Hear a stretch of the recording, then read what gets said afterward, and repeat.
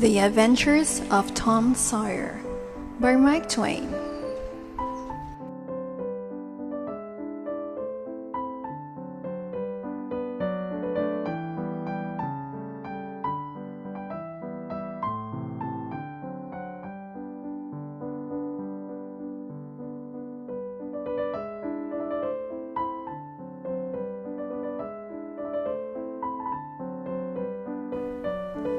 Long ago, a boy named Tom Sawyer lived in a small Missouri town near the mighty Mississippi River.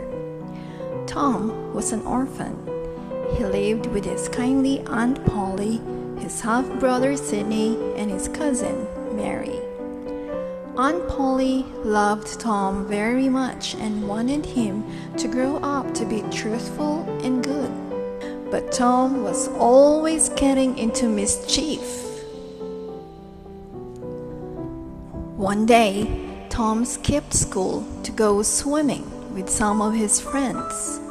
When Sidney found out what Tom had done, he told Aunt Polly. "Oh dear," thought Aunt Polly, "how I wish I didn't have to punish Tom." But she decided Tom had to be taught a lesson. Aunt Polly called Tom into the parlor. "Young man," she declared, "on Saturday you are to paint the fence in the front yard instead of playing with your friends. I hope this will teach you the importance of going to school." When Saturday came, Tom started to paint the fence. How he wished he could go fishing and play soldiers with the other boys. To make matters worse, Tom knew that when his friends saw him, they would tease him for having to do chores. He had to think up some plan in a hurry. "Maybe if I give them something, they'll help me paint the fence," thought Tom. He emptied his trouser pockets onto the ground. Poor Tom! All he had were some acorns, a broken whistle, and a skimming stone. The fence was at least 90 feet long and 6 feet high. Tom knew it would take the whole day to paint it. He sadly put his treasures back into his pockets. And suddenly, Tom had an idea. He whooped for joy and picked up the paintbrush again. Tom began to paint the fence. Soon, he saw his friend Ben Rogers coming down the street. Ben was munching on a juicy apple. As Ben came near, Tom started to whistle a merry tune. Ben stopped in front of the fence. "Too bad you can't go swimming with me," Ben teased. "I can go swimming anytime," replied Tom as he painted. "But it's not every day that a boy gets to paint a fence." Then he began to whistle again. After a few moments, Ben said, "Tom, can I paint for a while?" "I don't think so," said Tom.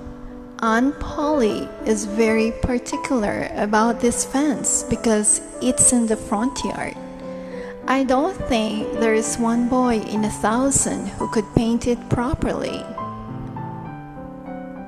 "I'll trade you my apple," said Ben eagerly. "Well, all right, but just for a little while," said Tom, taking the apple from Ben.